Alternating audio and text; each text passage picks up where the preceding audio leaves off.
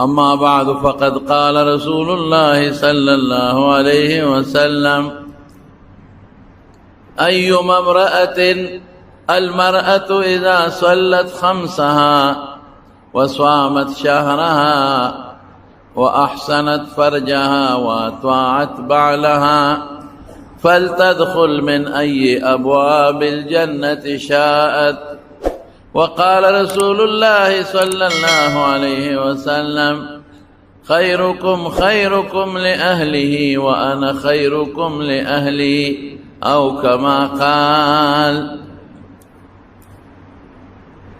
دری موقع پا تناظر کې چې ډېر خلک داسې دي چې هغوی د خپلو بیبیانو سره زیاتي او ظلمونه کوي او ډېرې ښځې داسې دي چې هغوی د خاوندانو خیال نه ساتي. ما ته ډېر ټیلیفونونه راځي د هغې په وجه ډېرې جنکۍ د پلارانو په کور ناست دي او یا ډېرو له طلاق میلو شي یا ډېر لکان داسې وي چې هغه غریبانان مجبوره ښځه خدمت نه کوي سروالې بروالې ګرځي. نو دا زور اسلام ته لاړ شي. بیا خلک وایي ښځې وایي ګوره که نه اسلام ښځو له حق نه دی ورکړی او سړي وایي یاره دا څنګه مسلماني ده. نو نن بیان کې ډېر مختصر ځکه بیماره مې د دواړو د ښځې د خاوند یو بل سره خوشګوار او ښکلی ژوند د دې متعلق خبره کوي چې دا سړي مو واوري چې د ښځو سره ښکلی ژوند تېر کړي او ښځې مو واوري چې د سړو سره ښکلی ژوند تېر کړي. دو حدیث مې ستاسو مخکې ذکر کړل. یو حدیث کې رسول الله صلی الله علیه وسلم فرمایي چې کومه ښځه خپل 15 منځونه کوي او د روژې د میاشتې رمضان روژې نیسي او د خپل اندام حفاظت کوي او د خاوند تابعداري کوي د جنت په کومه دروازه چې ورځي نو ورځي.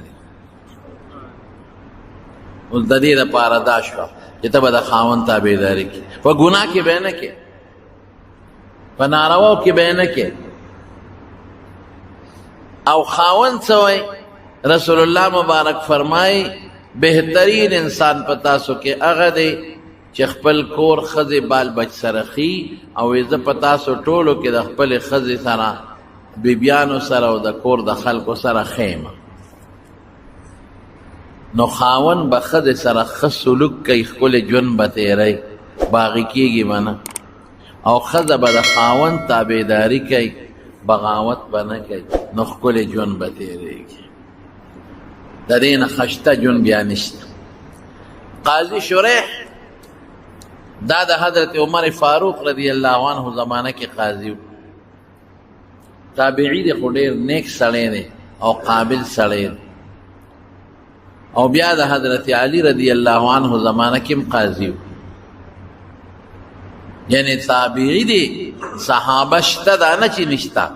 د عمر صاحب زمانه کې ډېر صحابه د حضرت علی صاحب زمانه کې هم د دنیا صحابه او د صحابه مرتبه د تابعینو ډېره اوچته چې دا ټول تابعین هم راغونډ کې او دا ټول صالحان هم راغونډ کې د صحابه د خپې دوړې ته نه رسي الوی خلک. لیکن زمانونو صحابه شته او علی رضی الله عنه شریح قاضي کړی دی. دې نه اندازه ولګوې د علم او د تقوا. نو دې شریح چې کله واده وکړو او د واده په لومبۍ شپه دې کور ته راننوت ښځه یې کټ کې ناسته ده او دې راننوت نو د سلام واچه. ګوره قانون دا دی چې راننوځې نو سلام واچه السلام علیکم ورحمت الله.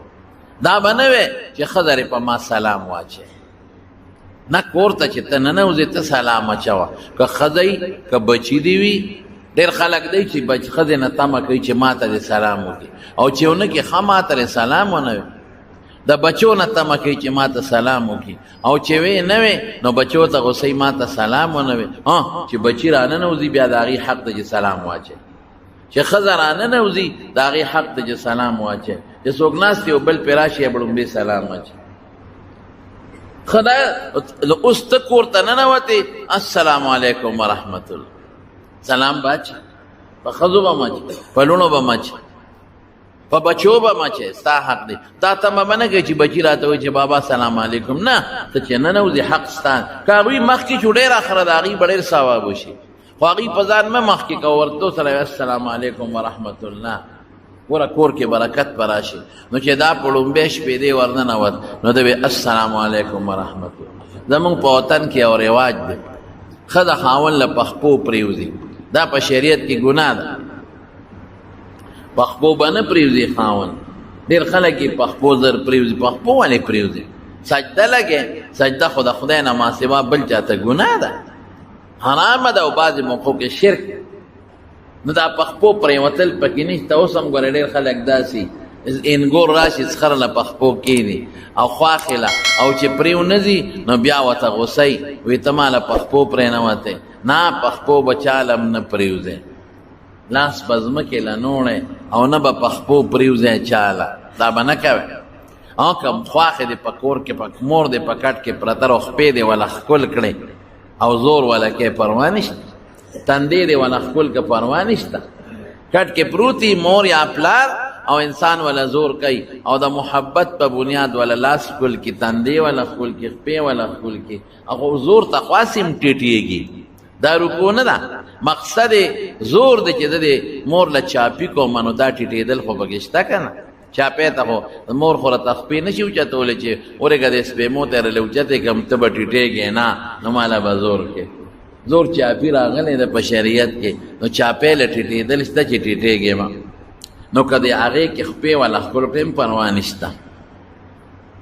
مولانا اشرف علي تانوي رحمت الله علیه لیکلی دی امداد الاحکام، د هغه چې کوم تکمیله ده ده خپلې فتاوې کې لیکلی دی چې د مور پلار او د استاد او د نیکانو صالحینو د هغوی په دغه طریقه لاسونه هم ښکلولی شي او خپې هم وله ښکلولی شي، خو طریقې درته مه ووایي، دا نه چې هغه ولاړ یو ته په زور ورپرې. ډېرې خواښیانې په دې خفه کېږي ما له خپوله سلام لرانله، ما له خپوله سلام لرانله او ما له خپوله لاس راونړه، نو چیچړې د شریعت نه خلاف کار دی غواړه، زړې پوسکې دا خو د شریعت نه خلاف کار دی که د انګور نه ولې د شریعت نه خلاف کار غواړه؟ دا به نه کوي شریعت مطابق. نو سلام به واچي، بس ښځه به ووایي وعلیکم السلام، او که ښځه پرې ورمخکې شوه په سړي السلام علیکم ډېر ثواب به وګټي. بهر کې دا مې ځکه چې ډېر سړو په دې روانې راغلی ښځو سره، وایي زه په لومبۍ شپه ورغلم ما ته ښځې سلام ونه کړ او زما خپو باندې پرېنوت. دا ګنده رواج خراب، د ګناه رواج، د ګناه رواجونه مه کوئ. هغې نه پس چې شوریخ ورغې سلام یې واچو، نو ښځه ونه راپاڅېده ودرېده اکراما او تعظیما. نو دې ښځې ته وایي صبر وکړه، زه یو 2 رکعته لمونځ کوم. نو پاڅېده اودس خو یې کړی او اودس کې ورغی، نو په کوټه کې ودرېد، نو 2 رکعته نفل یې وکړل. ګوره څونه ښکلی کار. لومبۍ د 2 کسو کور روانېږي، نو نفل 2 رکعته نفل یې وکړل، ښه مزېدار ښکلی. نو د 2 رکعتو نفلو نه پسې دعا وکړه. نو چې سینګ راغی او ښځې سره کټ کې کېناسته، نو ښځې له یې په تندي لاس راښکنا وته صبر صبر وکړه لږ، ما ته کې اجازه دي چې دم یو 2 رکعته وکړم. وی ډېره ښه خبره.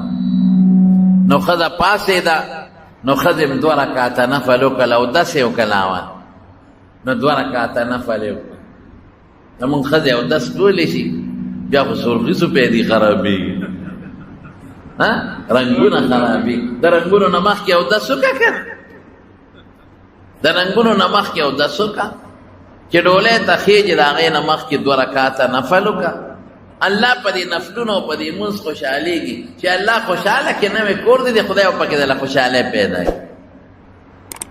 نو هم پاڅېده اودس یې وکړه، نو د اودس نه پسې 2 رکعته نفل وکړه، نو خپل پالنګ ته وخته. نو شریح قاضي راغی بیا ورسره کېناست، نو چې کېناست نو د بیا د هغه تندي له لاس وړه د ښځې او 1 منټ ښځه ورته